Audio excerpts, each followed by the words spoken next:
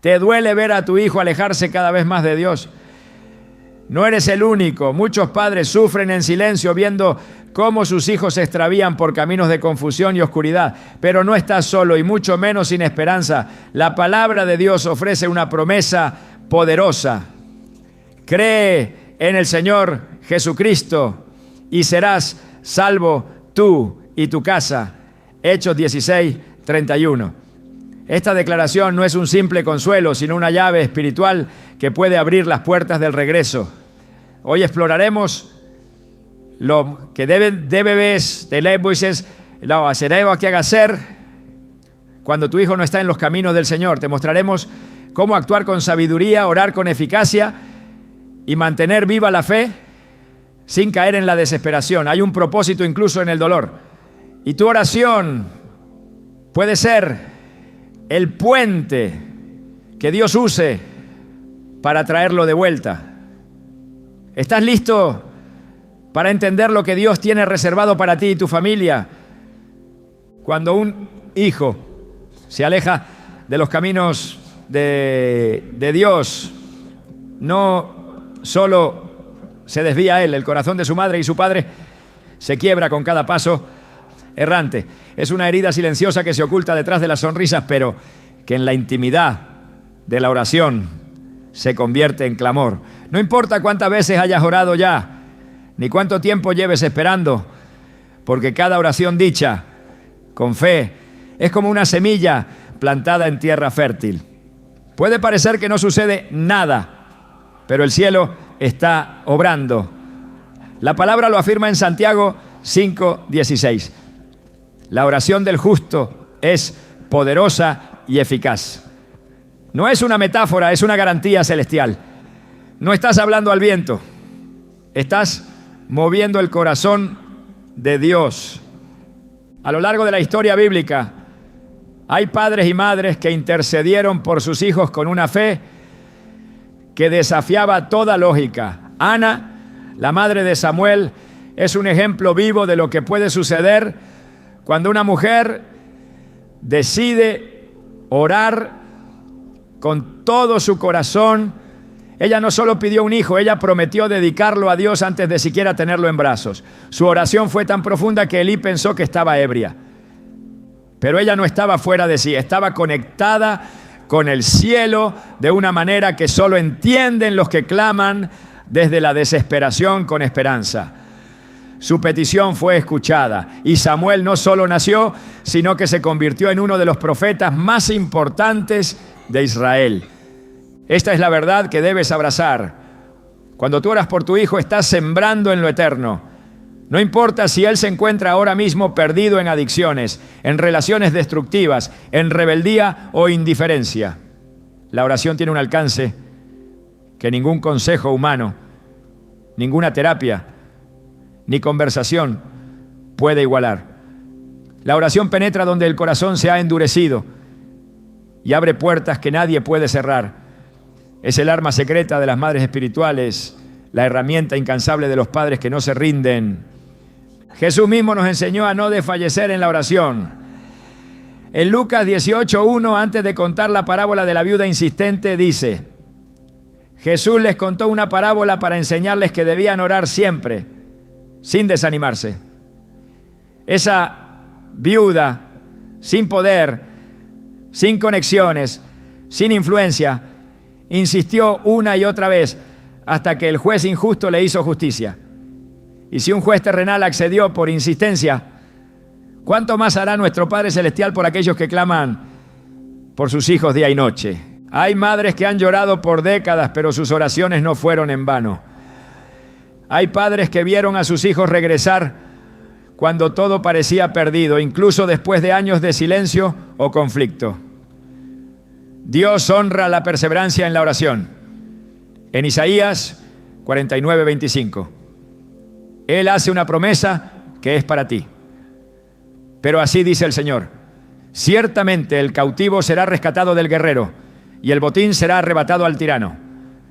Yo contenderé con el que contiende contigo y salvaré a tus hijos. No hay declaración más directa. Él salvará a tus hijos. Él se pondrá entre ellos y el enemigo. Pero tú debes orar, tú debes ponerte en la brecha. No es fácil. Hay días en que sentirás que estás repitiendo las mismas palabras sin ningún resultado. El enemigo susurrará al oído que estás perdiendo el tiempo, que es demasiado tarde, que tu hijo ya no tiene remedio.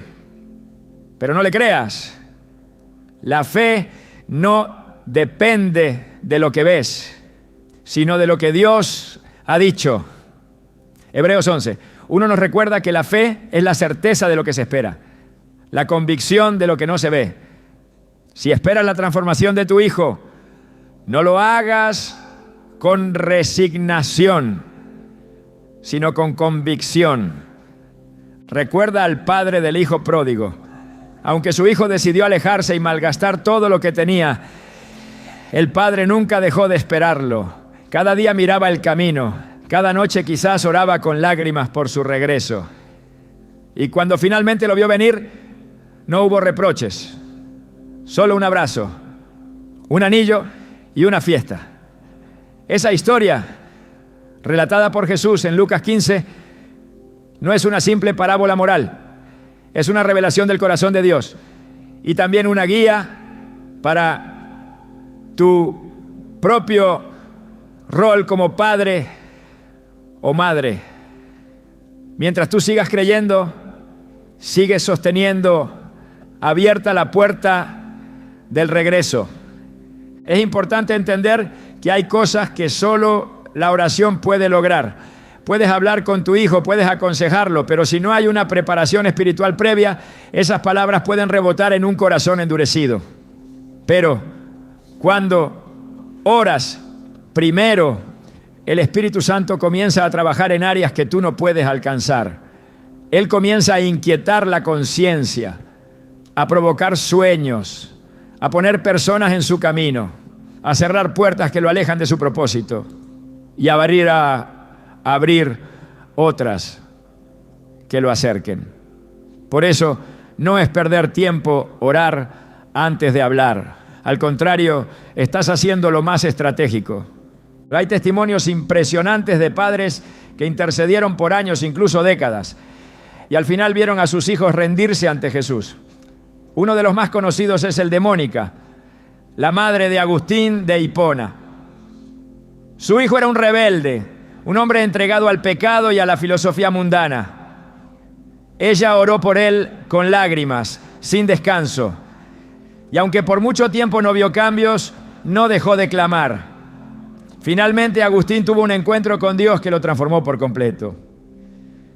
Pasó de ser un hombre perdido a convertirse en uno de los teólogos más influyentes de la historia cristiana. Si Mónica se hubiera rendido, quizás nunca habríamos tenido las enseñanzas de Agustín. Pero su oración fue una semilla que en su tiempo dio fruto. Dios no ignora las lágrimas de una madre, no menosprecia el clamor de un padre. En Salmos 56:8, David declara: tú llevas la cuenta de mis lamentos, recoge mis lágrimas en tu redoma. ¿Acaso no están anotadas en tu libro? Cada lágrima por tu hijo tiene un peso eterno. Cada suspiro que sale de tu boca es recogido en el cielo. No hay ninguna oración que se pierda cuando sale de un corazón quebrantado y lleno de fe. En el momento más oscuro, cuando parece que ya no hay más que decir, cuando sientes que te repites, cuando todo indica que tu hijo está más lejos que nunca, ahí es donde la oración se vuelve más poderosa. Porque ya no oras desde la emoción, sino desde la determinación. Ya no oras esperando una respuesta inmediata, sino porque confías en el carácter de aquel que te escucha. Es ahí cuando la fe madura y se vuelve firme, como la roca. Y si alguna vez te sientes solo en esta lucha, recuerda que Jesús intercede contigo. En Romanos 8:34 se nos dice que Cristo está a la diestra de Dios e intercede por nosotros. No estás orando solo. Cada oración tuya se une a la intercesión de Jesús. Y eso es algo que el infierno no puede resistir. No subestimes el momento en que te arrodillas en la noche, aunque todos duerman, y levantas el nombre de tu Hijo delante del trono. Estás librando una batalla que tiene repercusiones eternas. La oración no siempre cambia las cosas de inmediato, pero siempre comienza cambiando el corazón del que ora. A medida que oras, Dios también trabaja en ti, fortaleciendo tu fe, tu paciencia, tu discernimiento. Y esa transformación interior es parte del milagro que estás esperando. Porque cuando tú cambias, cambian también tus palabras, tus reacciones, tu manera de tratar a tu hijo. Y muchas veces eso es lo que Dios usa como canal de restauración. El enemigo quiere que te canse, quiere que bajes los brazos, que asumas que tu hijo es un caso perdido. Pero recuerda lo que dice Gálatas 6:9. No nos cansemos de hacer el bien, porque a su debido tiempo cosecharemos si no desmayamos. Esta es una promesa para ti. Si no te rindes, verás el fruto. Si no dejas de orar, llegará el día de la cosecha. Tal vez no hoy, tal vez no mañana, pero vendrá. Y cuando ese día llegue, cuando lo veas regresar, cuando lo escuches decir, mamá, papá, quiero volver a la fe, entenderás que ninguna lágrima fue en vano, que ninguna madrugada fue desperdiciada, que cada oración fue un ladrillo en el camino de regreso. Y sabrás que Dios estuvo obrando en silencio, preparando el momento perfecto para traer a tu hijo de vuelta. La oración no es pasiva, es activa, poderosa, transformadora. Es el acto más radical de fe que un padre puede ejercer. Así como Moisés levantó sus manos para que Israel venciera a Amalek, tú levantas tu voz para que tu hijo venza al mundo, la carne y al enemigo. Y mientras tus manos estén levantadas en oración, la batalla seguirá inclinándose a tu favor. Dios es fiel, Él no miente. Si te prometió que salvaría a tu casa, lo hará. Si te dio la carga de orar por tu hijo, es porque ya tiene un plan para rescatarlo. Tú solo debes perseverar, no lo ignores, no bajes la guardia, no te rindas. El cielo se mueve cuando tú oras, y aunque tu hijo no esté ahora en los caminos de Dios, esa no es su historia final. La última palabra la tiene el Señor, y Él ya ha declarado salvación sobre tu descendencia. La transformación de un hijo alejado de Dios no comienza únicamente con lo que se ora, sino también con lo que se vive. Hay una fuerza silenciosa que moldea los corazones incluso cuando las palabras parecen fallar. Esa fuerza es el testimonio. No el discurso, no la reprensión constante, sino el reflejo de una vida alineada con los principios del reino. En el 1 Pedro 3:1, la Escritura da una instrucción sorprendente al hablar sobre cómo una esposa puede ganar a su esposo, para que los que no creen a la palabra sean ganados sin palabra por la conducta de sus esposas. Este principio trasciende la relación conyugal. También es válido en el vínculo entre padres e hijos.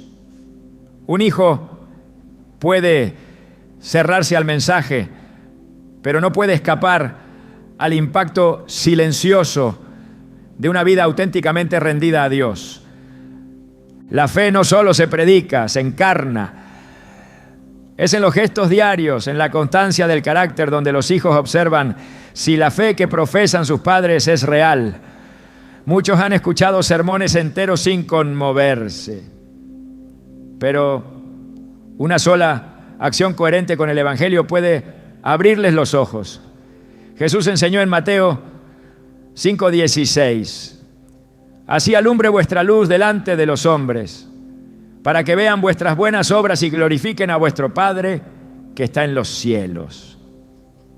Esta luz no es un espectáculo, es el brillo natural de una vida transformada.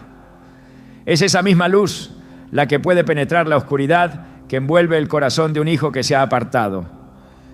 El testimonio comienza en lo oculto, no en los momentos públicos, sino en la integridad privada. Cuando un padre se mantiene fiel a la palabra, aun cuando nadie lo observa, cuando una madre decide perdonar de corazón y renunciar al rencor, Cuando hay coherencia entre lo que se dice y lo que se hace, entonces se siembra una verdad silenciosa que con el tiempo germina. Jesús reprendió duramente a los fariseos porque predicaban lo que no vivían. En Mateo 23:3 dijo: haced todo lo que os digan, pero no hagáis conforme a sus obras, porque dicen y no hacen. Los hijos no solo oyen lo que se dice, observan si hay congruencia. Cuando descubren que hay verdad, aunque no lo admitan, esa coherencia comienza a confrontarlos. Uno de los fundamentos más potentes del testimonio es el dominio propio. No se trata de perfección, sino de consistencia. La templanza es evidencia del fruto del Espíritu, como enseña Gálatas 5:22-23. Un corazón que responde con mansedumbre en lugar de ira, que persevera en lugar de rendirse, que ama aun cuando no recibe lo mismo, es un corazón que predica sin necesidad de voz. Esta clase de testimonio desarma argumentos, no busca tener la razón, busca reflejar el carácter de Cristo. Pablo exhorta a Timoteo en primera, a Timoteo 4:12, sé ejemplo de los creyentes en palabra, conducta, amor, espíritu, fe y pureza. Aunque este consejo fue dado a un líder joven, su aplicación es universal. El ejemplo es más poderoso que cualquier corrección. Cuando un hijo ve paciencia en medio del dolor, fe en medio de la espera, paz en medio de la tormenta, entonces comienza a preguntarse de dónde proviene esa fuerza. Y esa pregunta es el primer paso hacia el retorno. El testimonio también implica renunciar al juicio. En lugar de señalar, se intercede. En lugar de acusar, se muestra gracia. Jesús mismo, en su trato con los pecadores, fue firme con el pecado, pero tierno con el pecador. La mujer sorprendida en adulterio no recibió condena, sino dirección. Vete y no peques más. Juan 8:11. Este equilibrio entre verdad y misericordia es el corazón del testimonio. No se trata de aprobar el error, sino de amar de tal manera que el error quede sin espacio para justificarse. Es así como se conquista lo que los argumentos no pueden cambiar. Hay una diferencia entre religiosidad y testimonio. La religiosidad impone reglas, pero el testimonio inspira transformación. La religiosidad presiona desde fuera, pero el testimonio convence desde dentro. Jesús fue rechazado por muchos religiosos, pero fue buscado por pecadores. No porque cambiara la verdad, sino porque Él era la verdad encarnada. De la misma forma, cuando un padre decide vivir la verdad sin imposiciones, pero con firmeza, con humildad y con amor, entonces comienza a construirse un puente invisible que en el tiempo de Dios se vuelve el camino de regreso. La fidelidad a Dios en medio del dolor es uno de los testimonios más poderosos. Cuando un hijo observa que a pesar de su distancia, su padre o su madre siguen sirviendo, orando, creyendo y caminando con Dios sin desviarse, esa fidelidad comienza a hablar más fuerte que cualquier reproche. En 1 Corintios 15:58, Pablo exhorta: así que, hermanos míos amados, estad firmes y constantes, creciendo en la obra del Señor siempre, sabiendo que vuestro trabajo en el Señor no es en vano. Cada acto de constancia es una declaración profética de que el propósito de Dios se cumplirá. El testimonio también modela arrepentimiento. No se puede exigir a un hijo que se arrepienta si no ha visto cómo luce el verdadero arrepentimiento en casa. Cuando un padre reconoce su error, cuando pide perdón, cuando demuestra que también está en proceso de santificación, entonces el hijo entiende que caminar con Dios no es ser impecable, sino ser sensible a su voz. En Proverbios 28:13 se enseña: el que encubre sus pecados no prosperará, mas el que los confiesa y se aparta alcanzará misericordia.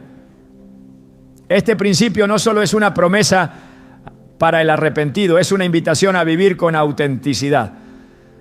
Los hijos necesitan ver en sus padres un modelo de fe real, no de religiosidad. Necesitan ver cómo se enfrentan las pruebas, cómo se perdona, cómo se sirve a otros, cómo se ora, cómo se adora cuando no hay fuerza. Ese testimonio, aunque parezca no tener efecto inmediato, está siendo registrado en lo más profundo de su conciencia. La palabra no vuelve vacía y la palabra hecha vida tiene aún más poder. En Isaías 55:11 Dios declara: así será mi palabra que sale de mi boca. No volverá a mí vacía, sino que hará lo que yo quiero y será prosperada en aquello para que la envié.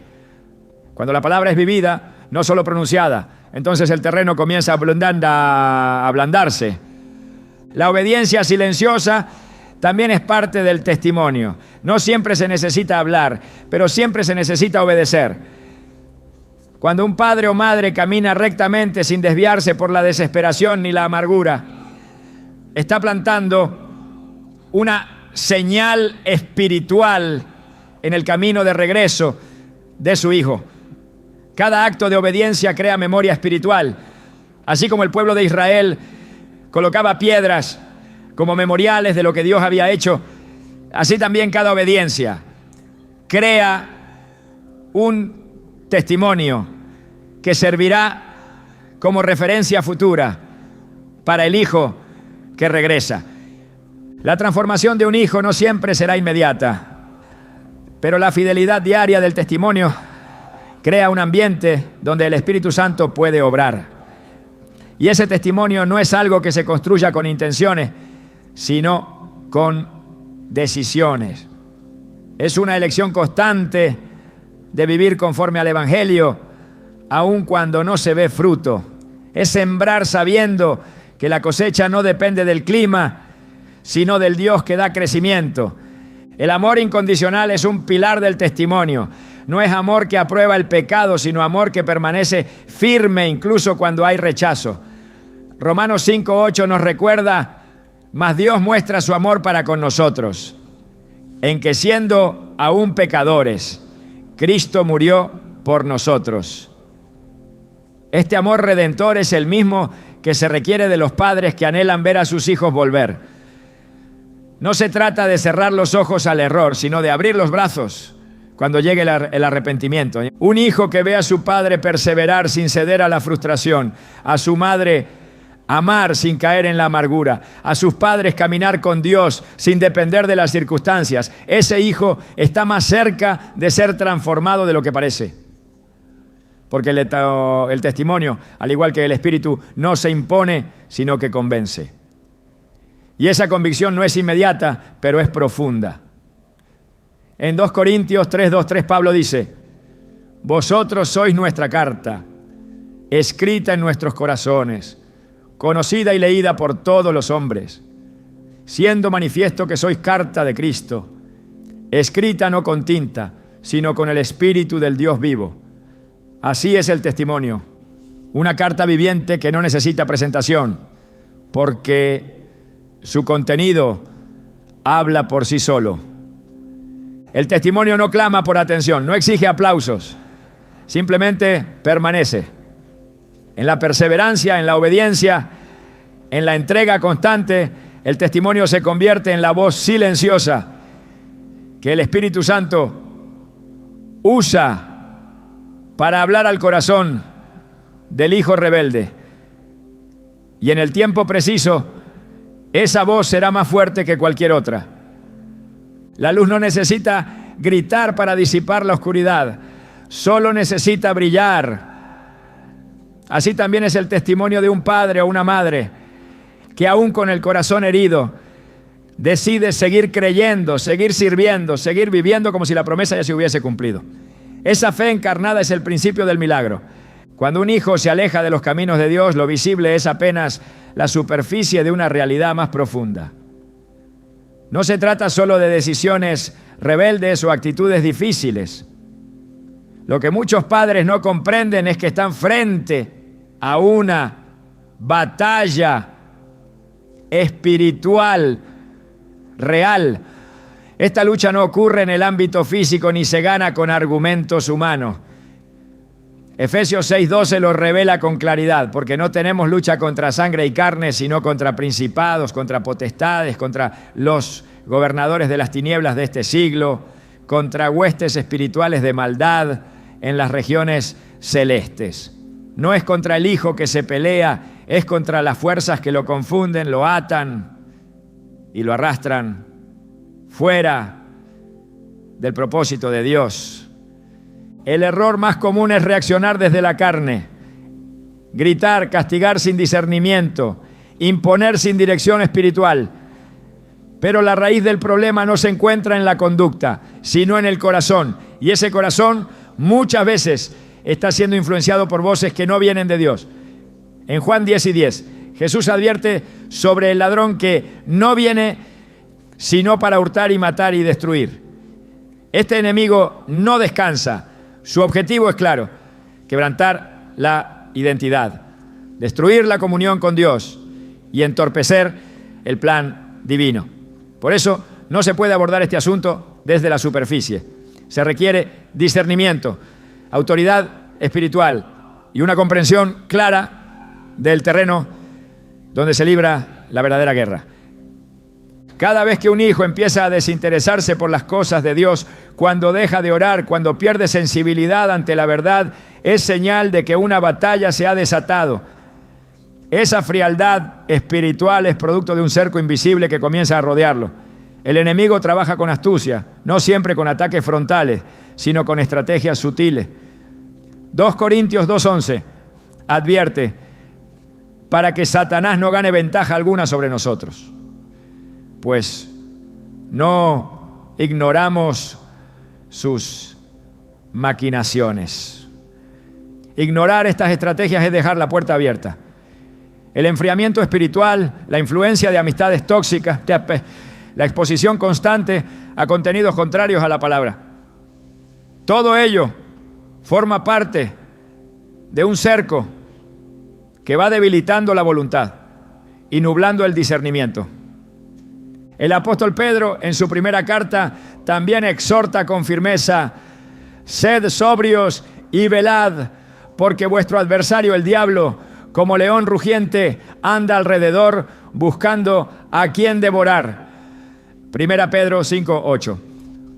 Este no es un llamado al temor, sino a la vigilancia. Un padre o madre que ignora la dimensión espiritual de la crisis de su hijo está peleando a ciegas.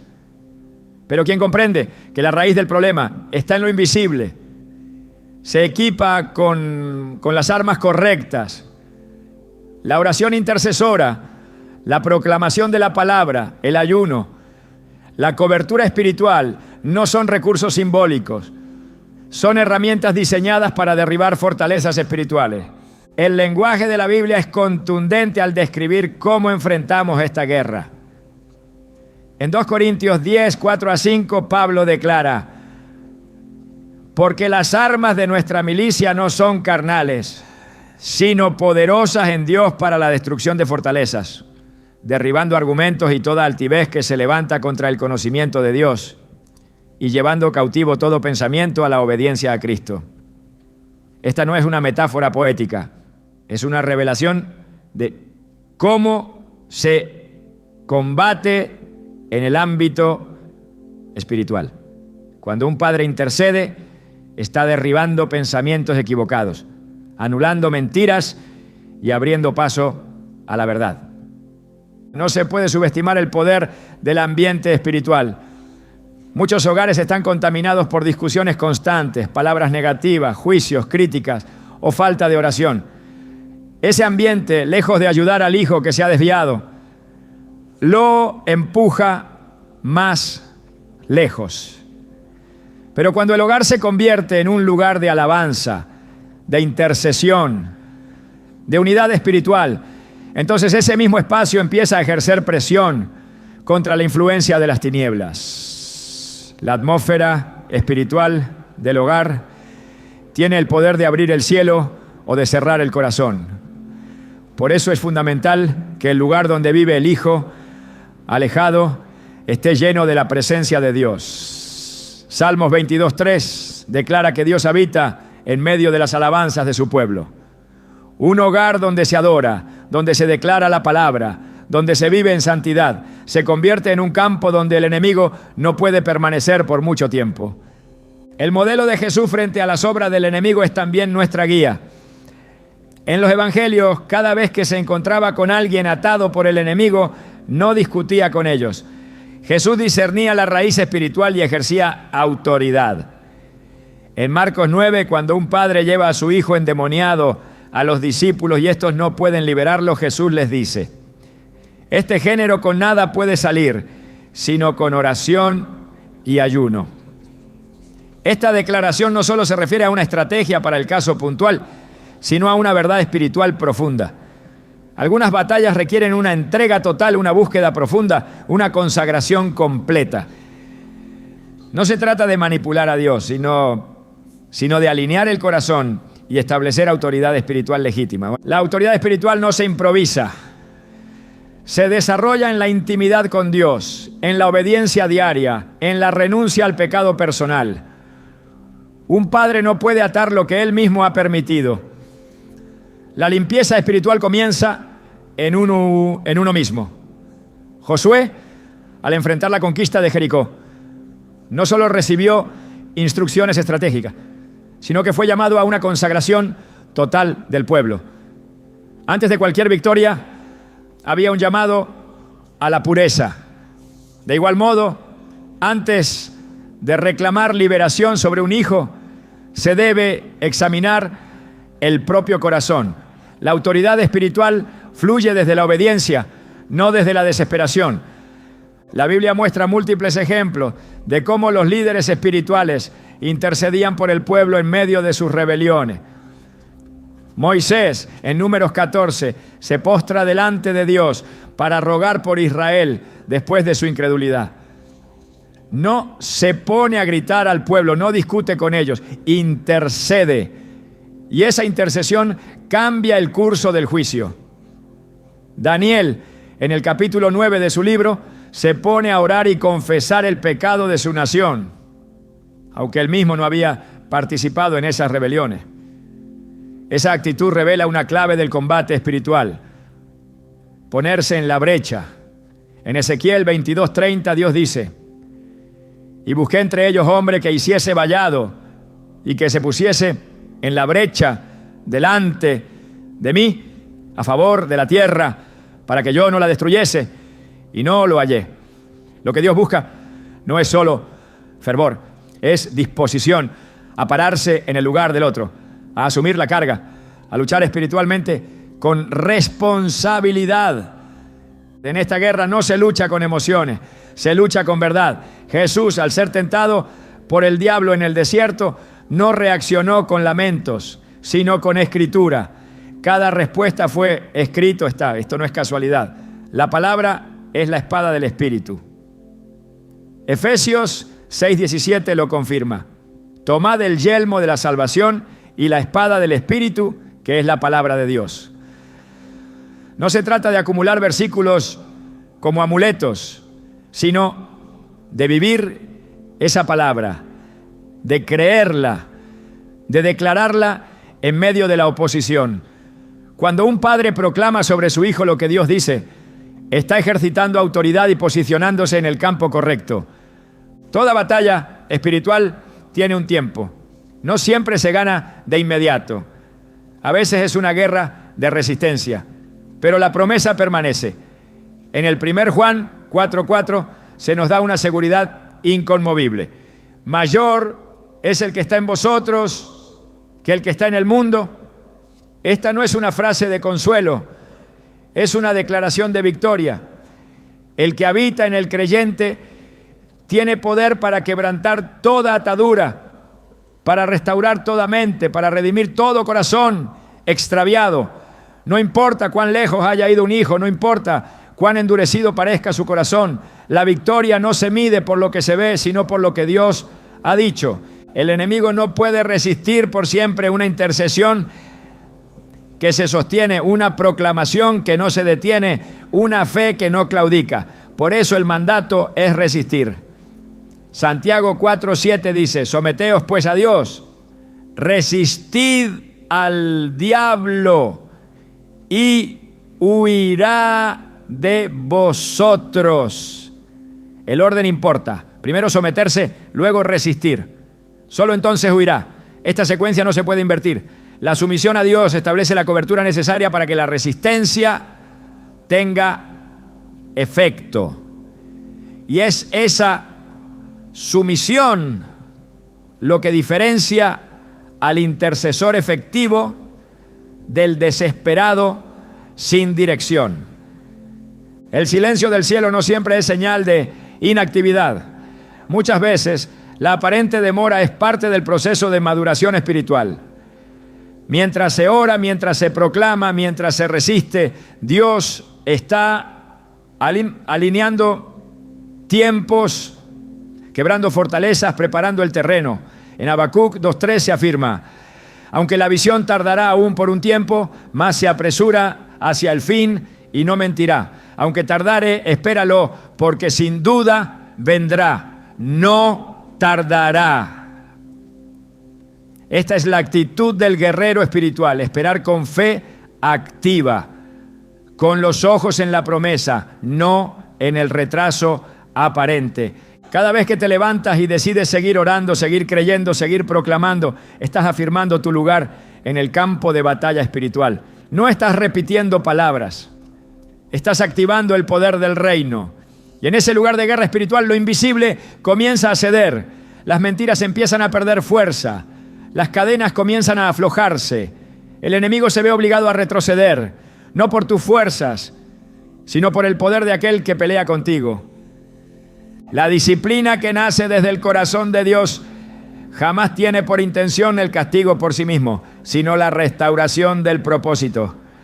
Cuando un hijo se desvía, lo último que necesita es una reacción impulsiva que lo aleje aún más del amor del Padre. Sin embargo, tampoco necesita una permisividad disfrazada de compasión.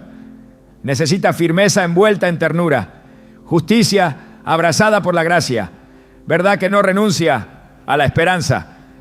En Hebreos 12:6 está escrito: porque el Señor al que ama disciplina y azota a todo el que recibe por hijo.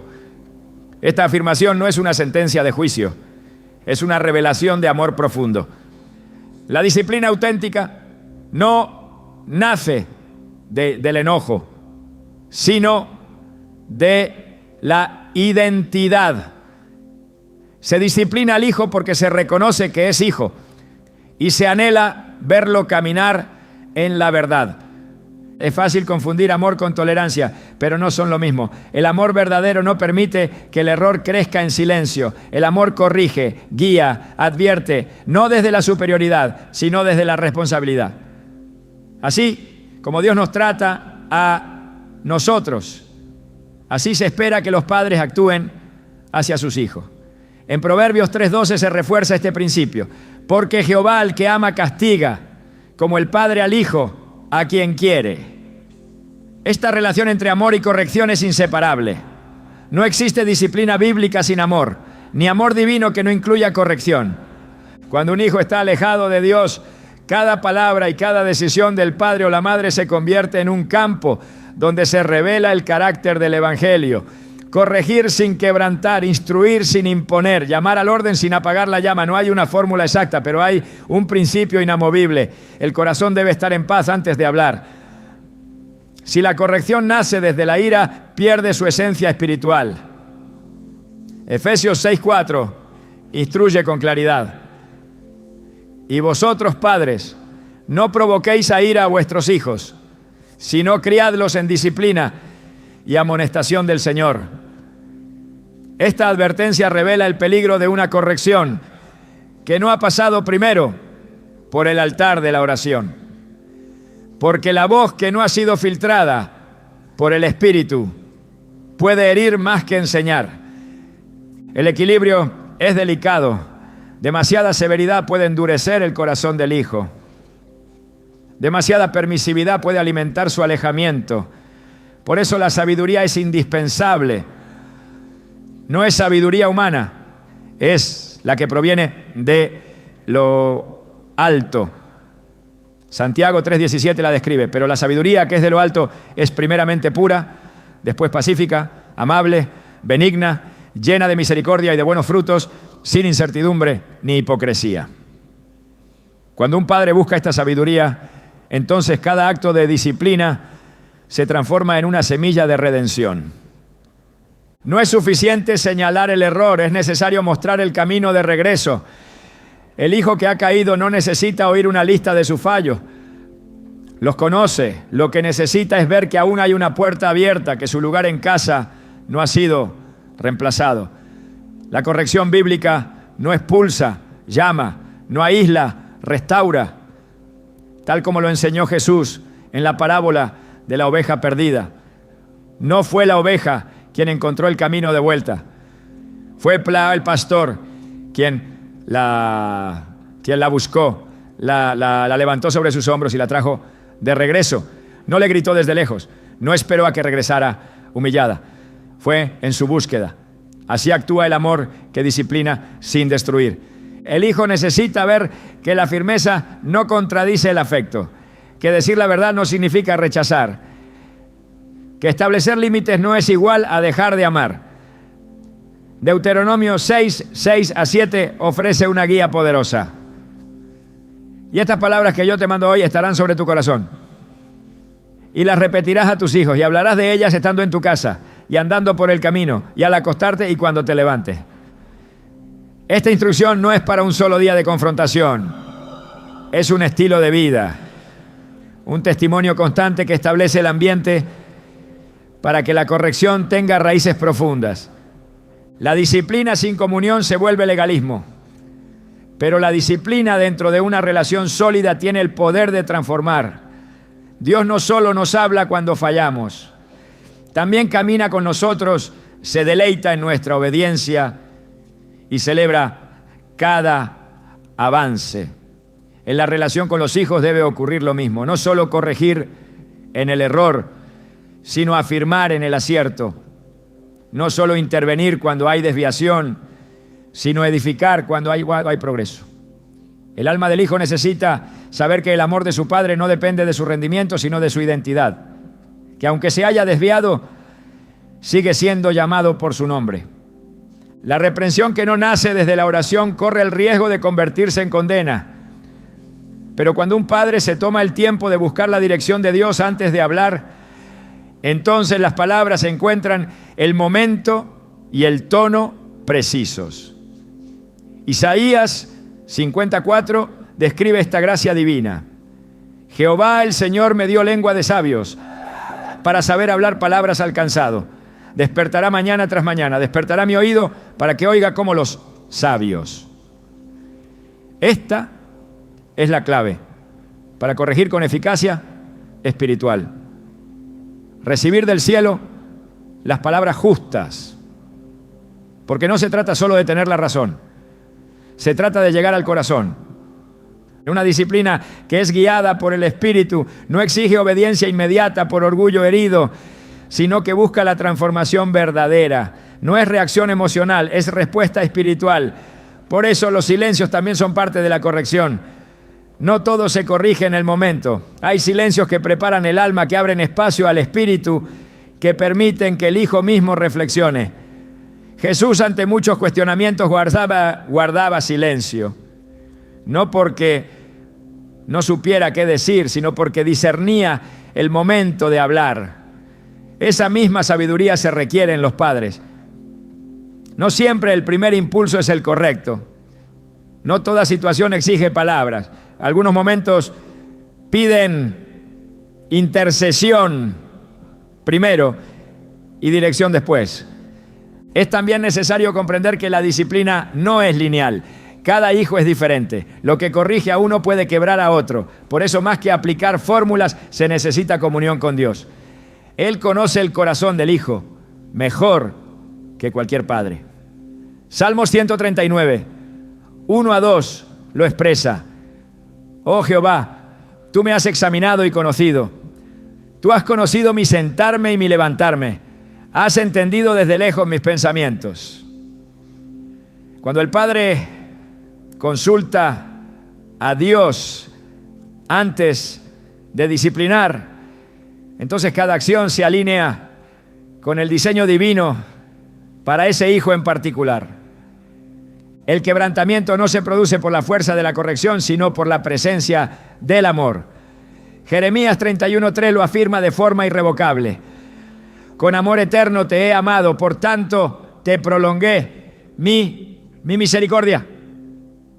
Ese amor eterno es el que debe estar detrás de cada límite, de cada advertencia, de cada silencio, de cada palabra firme. No es un amor que cede ante el pecado, sino un amor que no se agota mientras espera el arrepentimiento.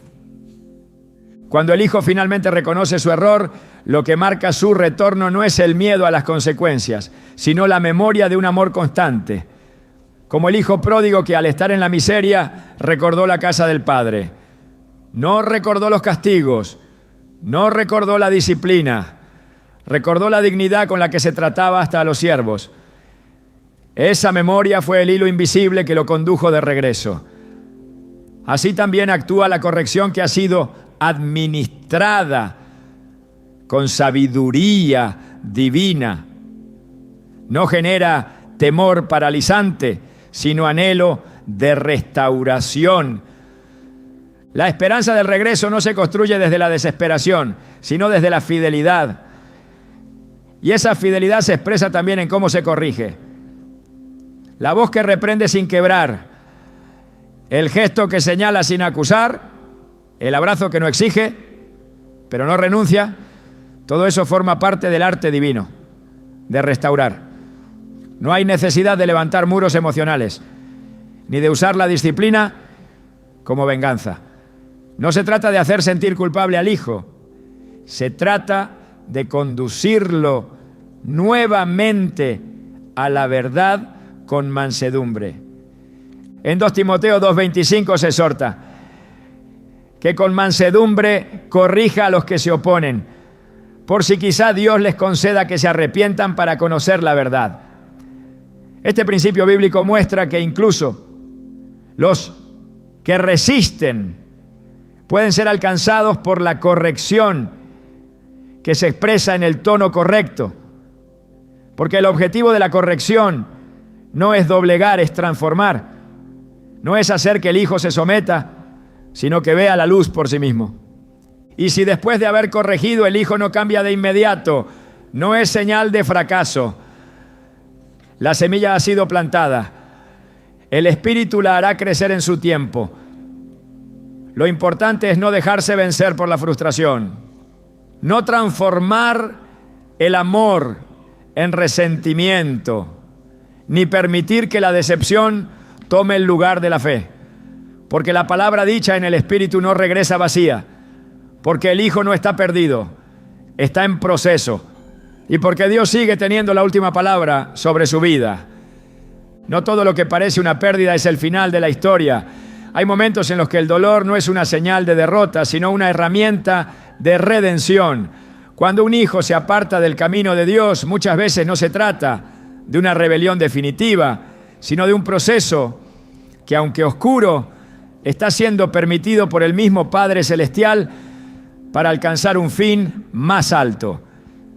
El quebranto, por más doloroso que parezca, puede ser el preámbulo de una restauración profunda. En Oseas 6:1 está escrito: venid y volvamos a Jehová, porque Él arrebató y nos curará, hirió y nos vendará. Este pasaje revela el carácter redentor del quebranto. Dios permite ciertas heridas, no para destruir, sino para sanar desde lo más profundo. Cuando un hijo ha endurecido su corazón, muchas veces las palabras dejan de tener efecto.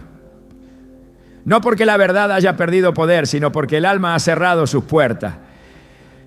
Es entonces cuando Dios, en su sabiduría perfecta, permite que las circunstancias hagan lo que el consejo ya no puede lograr. El quebrantamiento no es castigo, es intervención divina. Es una pausa forzada que confronta el alma con su vacío. El salmista lo expresó con claridad en Salmo 119, 67. Antes que fuera yo humillado, Descarriado andaba, mas ahora guardo tu palabra. No fue la enseñanza lo que lo hizo volver. Fue la humillación permitida por Dios la que restauró su entendimiento. El quebranto no siempre llega en forma de tragedia. A veces es una cadena de frustraciones, de relaciones rotas, de puertas cerradas, de caminos que no llevan a ninguna parte. Otras veces es una crisis interior, un vacío que ni el pecado puede llenar. En cada uno de esos momentos, aunque parezca que todo se ha salido del control, Dios sigue teniendo dominio absoluto. Jeremías 18 presenta al alfarero que trabaja con el barro. La vasija se estropea en sus manos, pero él no la desecha. La vuelve a formar, según le parece mejor. Así también actúa el Padre con los hijos que se han apartado. No los descarta, los vuelve a formar, aunque el proceso implique ser quebrados primero. Hay una diferencia crucial entre el castigo y el quebranto. El castigo tiene la intención de pagar una culpa. El quebranto tiene el propósito de despertar una conciencia.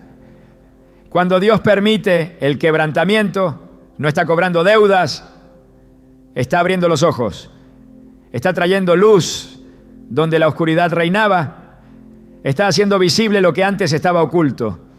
En Lucas 15, el hijo pródigo no regresó por remordimiento, regresó porque en su miseria recapacitó.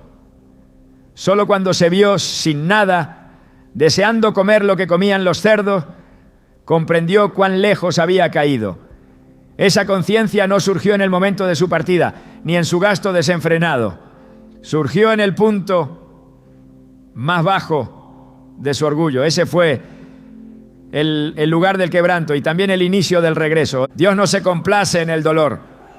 No es un padre que disfruta ver a sus hijos sufrir, pero conoce el corazón humano. Sabe cuán fácil es que el alma se ensoberbezca, que el hijo se aleje creyendo que no necesita dirección. Y cuando la palabra ha sido ignorada, cuando la advertencia no ha sido atendida, entonces el quebranto se convierte en la medicina más eficaz.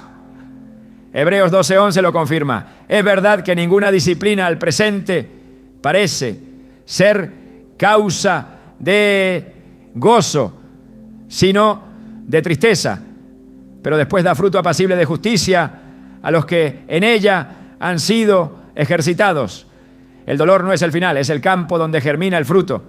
Muchos padres, al ver a sus hijos sufrir, sienten la urgencia de intervenir, de rescatarlos inmediatamente, de protegerlos del proceso. Pero hay momentos en que intervenir demasiado pronto puede estorbar la obra que Dios está haciendo. El Padre Celestial no siempre interrumpe el quebranto. A veces lo sostiene, lo dirige, lo acompaña, pero no lo detiene, porque sabe que es necesario para que el hijo aprenda lo que la enseñanza no pudo implantar. En Eclesiastés 7:3 se afirma: mejor es el pesar que la risa, porque con la tristeza del rostro se enmendará el corazón. Esta verdad desafía nuestra lógica, pero revela un principio eterno. Hay heridas que salvan. La paciencia del Padre durante el quebranto es clave. No se trata de desentenderse, sino de confiar. No es abandono, es sabiduría espiritual. Porque si Dios está permitiendo ese proceso, es porque está preparando el terreno para una obra mayor. Isaías 57:15 lo dice así: porque así dijo el alto y sublime, el que habita la eternidad y cuyo nombre es el Santo. Yo habito en la altura y la santidad, y con el quebrantado y humilde de espíritu, para hacer vivir el espíritu de los humildes y para vivificar el corazón de los quebrantados. Dios no está lejos del quebranto, está ahí, presente, obrando, respirando vida donde antes solo había orgullo.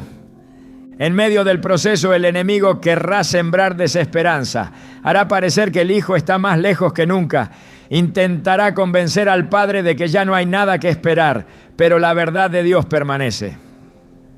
Salmos 34:18. Es claro: cercano está Jehová a los quebrantados de corazón y salva a los contritos de espíritu. El quebranto que es permitido por Dios no destruye, redime. Lo que parece ruina es preparación. Lo que parece pérdida es terreno fértil para la gracia. La actitud del Padre mientras el Hijo está en quebranto debe ser la del centinela que no abandona su puesto. No deja de orar, no deja de creer, no deja de esperar. No exige una respuesta inmediata. No busca apurar el proceso. Entiende que Dios está moldeando el corazón de su Hijo en lo profundo y que esa obra, aunque invisible por momentos, es real. En Romanos 8:28 se afirma: y sabemos que a los que aman a Dios, todas las cosas les ayudan a bien. Incluso el quebranto, incluso la caída, incluso el silencio. No hay oscuridad que impida el actuar de Dios. El Hijo puede haberse hundido en el pecado más profundo, pero si su corazón se abre en medio del quebranto, la restauración comienza. Porque el quebranto es el lugar donde el orgullo muere, donde la autosuficiencia se desmorona, donde la voz del Padre vuelve a ser audible. No porque grite más fuerte, sino porque el ruido del ego finalmente se ha apagado. Y cuando el Hijo escucha nuevamente esa voz, todo cambia. La restauración que viene después del quebranto no es parcial, es total, no es solo retorno, es renovación. El Hijo no vuelve igual, vuelve transformado, no solo vuelve a casa, vuelve al propósito, vuelve a su identidad, porque en el quebranto no solo se rompe el pecado, se reconstruye la visión, se restaura la dignidad, se reinicia el llamado. Cuando todo parece perdido, cuando las palabras han cesado y el Hijo permanece distante, aún hay una verdad que no puede ser negada. Dios ha hablado y lo que Él ha prometido lo cumplirá. Las promesas no son esperanzas vacías ni frases de consuelo. Son decretos eternos pronunciados desde el corazón de un Padre que no miente. En Isaías 59:21 el Señor declara: este es mi pacto con ellos, dice Jehová, el Espíritu mío que está sobre ti y mis palabras que puse en tu boca no faltarán de tu boca, ni de la boca de tus hijos, ni de la boca de los hijos de tus hijos, dice Jehová, desde ahora y para siempre. Esta es una promesa generacional, una afirmación divina que trasciende el tiempo, que se extiende más allá del fracaso presente, que abraza al Hijo que se ha ido y lo llama de vuelta. Las Escrituras están llenas de palabras que no solo instruyen, sino que también profetizan. Son anuncios de lo que vendrá para aquellos que permanecen en fidelidad, incluso en medio del dolor. Joel 2:28 lo confirma. Y después de esto, derramaré mi espíritu sobre toda carne, y profetizarán vuestros hijos y vuestras hijas. Esta promesa no excluye a los que están alejados hoy, los incluye, los llama, los sitúa como instrumentos del Espíritu, no como casos perdidos. Porque donde los hombres ven ruina, Dios ve destino. Donde el mundo diagnostica rebeldía, el cielo proclama redención.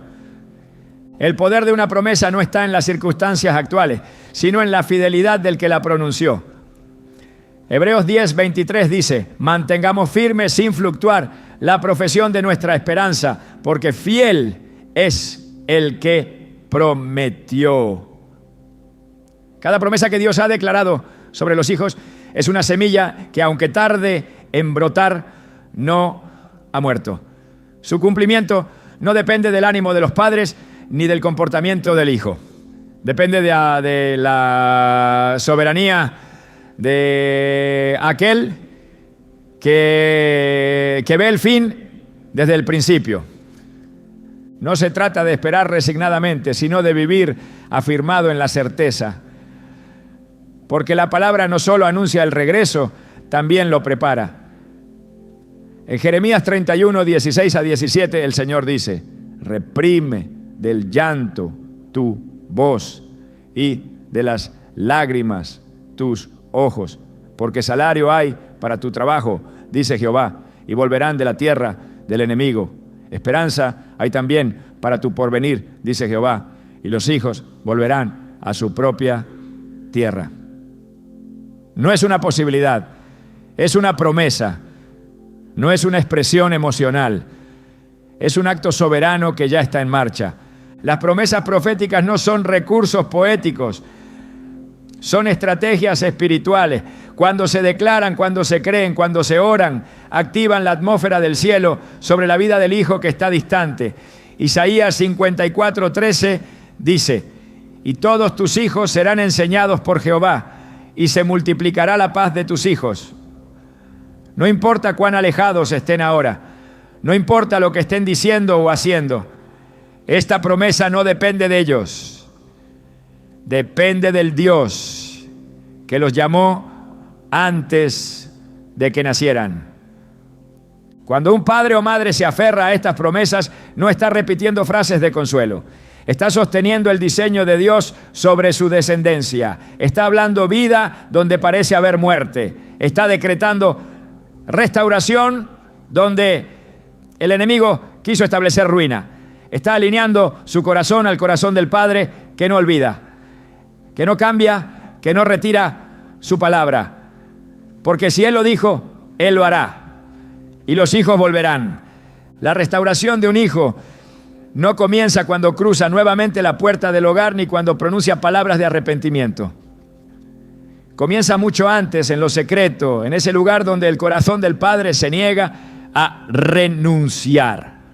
Porque cuando todo parece perdido, es allí donde se decide si la promesa vivirá o morirá en el alma de quien espera. Y esa decisión lo cambia todo, porque la fe que persiste en medio del silencio es más poderosa que cualquier evidencia visible.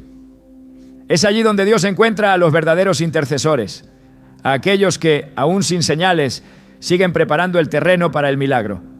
En esa espera sagrada se está librando una batalla que el Hijo aún no conoce, pero que ya está inclinando el desenlace a su favor. No se trata de comprender todos los tiempos ni de controlar cada movimiento. Se trata de confiar en que la obra que Dios ha comenzado no quedará inconclusa.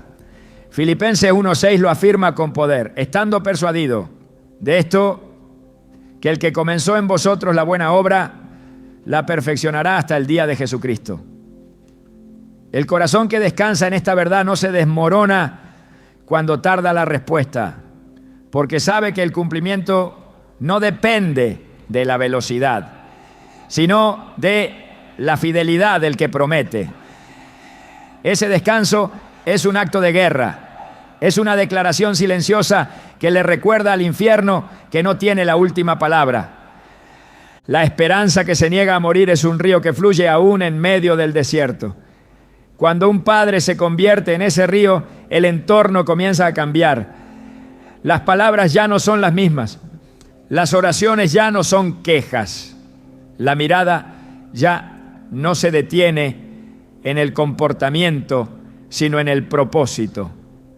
Porque el hijo puede estar caminando lejos, pero la voz que lo llama sigue resonando desde la eternidad. No es la voz de la culpa, es la voz del amor eterno que no se cansa de buscar. No ignores el dolor que te provoca su ausencia. Ese dolor es un altar donde Dios deposita revelación. No rechaces las lágrimas, ellas están regando el suelo donde un día verás florecer el milagro. Porque todo lo que has sembrado en oración, en obediencia, en fe, está siendo recogido por aquel que no olvida. Tu espera no es inútil, tu amor no es en vano, tus palabras no se han perdido. Todo lo que nace en Dios permanece. Y si Él plantó en ti la promesa, también te dará el gozo de verla cumplida. Tu hijo no está fuera del alcance de Dios. Aunque esté lejos, aunque se resista, aunque aún no lo vea, ya está siendo rodeado. Porque la fe de un padre que cree en silencio tiene más poder del que imagina. Y cuando menos lo esperes, lo que hoy parece imposible, será el testimonio que otros usarán para seguir creyendo.